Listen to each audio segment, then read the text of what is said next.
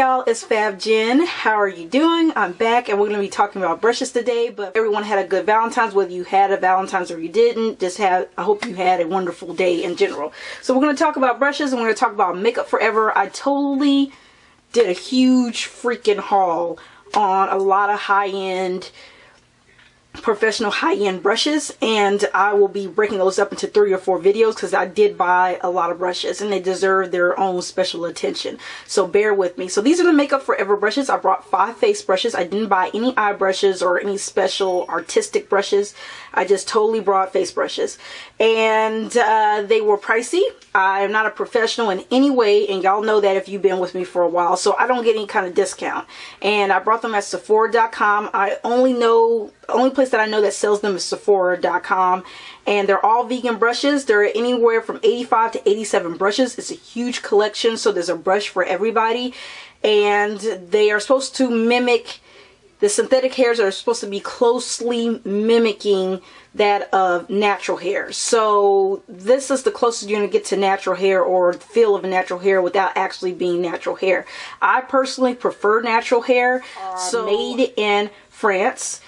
I forgot what town or what little city it's made in, but I believe it's a town. And the company that they commission it through is called Raphael, I believe. And they are the creme de la creme, the Rolls Royce of fine art brushes, and they've been around from the 1800s. They're the oldest fine art brush makers in Europe, or at least in France, and it takes 30 or so, maybe even more, people to put each individual brush together, and I think it's like 25 steps.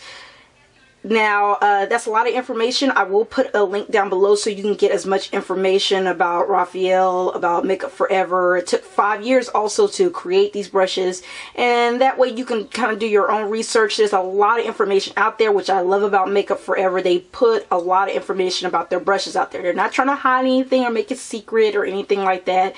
Everything's out there pretty much, and all you have to do is just look, and you don't really have to do a lot of digging to find information about them.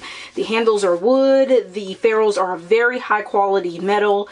They don't feel like a hard aluminum or anything cheap and chintzy. They feel of quality and weight, and the brushes are extremely dense. So that being said, if you want more information, please check the link down below. I will have all those links that I can find about these brushes and how they're made and all that other stuff down below. So let's get into it. So today I washed them before I used them. Some people on some blogs and even in some videos say that they lose their softness just a little bit when you wash them. I haven't had that happen to me yet, so if it does happen when I do a final review, I will let you know, but I haven't noticed any softness from the first wash. And the first brush I'm going to start with is the 130 here. Now I also want to mention that they have a synthetic hair classification system. They have wavy, they have straight, and they have wavy and straight. Wavy is supposed to be for powder products, straight is supposed to be for cream and liquid products, and wavy and straight is supposed to be used for both. It's supposed to be a universal bristled brush. So this is wavy, so this is for powder. This sucker is huge, honey. And I will have close-ups of this so you can see in detail how big it is and how dense it is. Right now these brushes are dirty, -1, so this one is dirty right now. It's got a little bit of product on it. It's really, really big. I mean, it is huge. It's massive.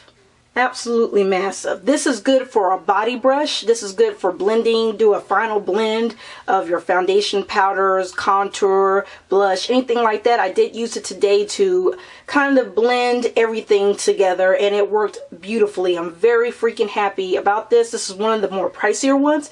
I believe it was over $50. So yeah, brace yourself. It's a great quality. Feels so luxurious in the hand. It feels quality heavy. I want my stuff to feel heavy, so I don't mind that it feels a little bit weighted, and it doesn't feel horribly weighted where your arm gets tired. It doesn't feel noticeably overly heavy. It's the perfect weight, at least to me it is.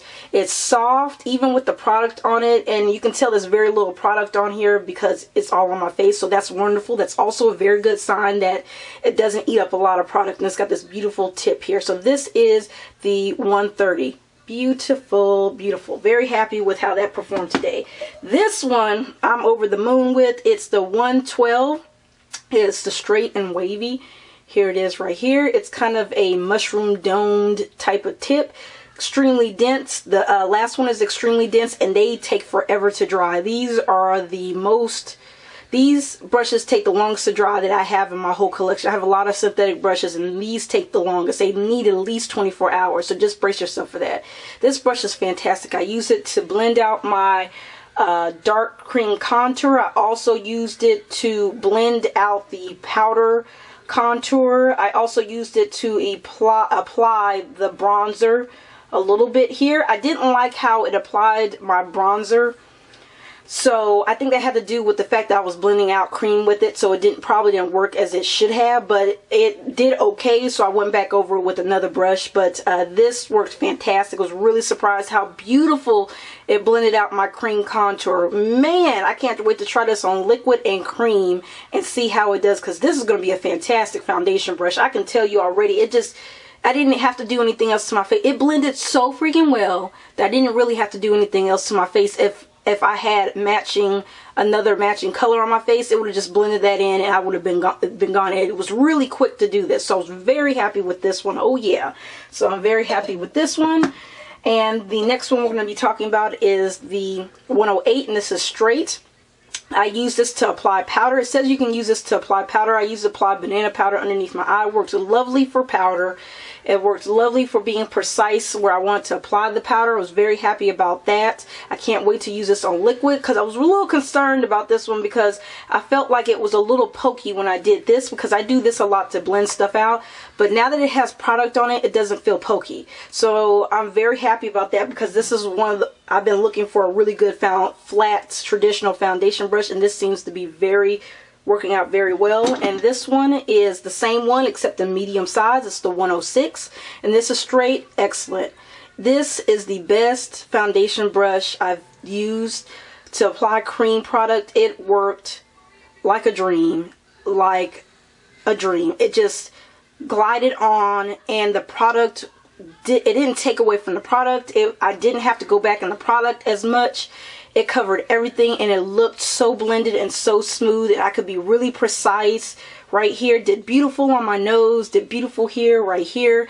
It's gorgeous, gorgeous, absolutely gorgeous. I was really happy with this. I also added some more highlight underneath my eye with a creamy type product, and I went back in and it blended it so effortlessly and so quickly. It made it quicker to blend out everything, just flawless. So I'm very happy with these brushes. So far, so good. The brush that I didn't use for now is the brush 126. This is straight and wavy. It's a really dense powder brush, but you can use this for liquid and cream version of this one right here. So it's a good size here. This would probably be ideal if you don't want this big huge one. This one is just as much as this one, believe it or not. And this one would be good for powder, blush, for blending out blush, for cream, liquid products. So I can't wait to try this, because I'm very thoroughly impressed. Makeup Forever was kind of like an afterthought, because I was looking at the Marc Jacobs and the Tom Ford ones,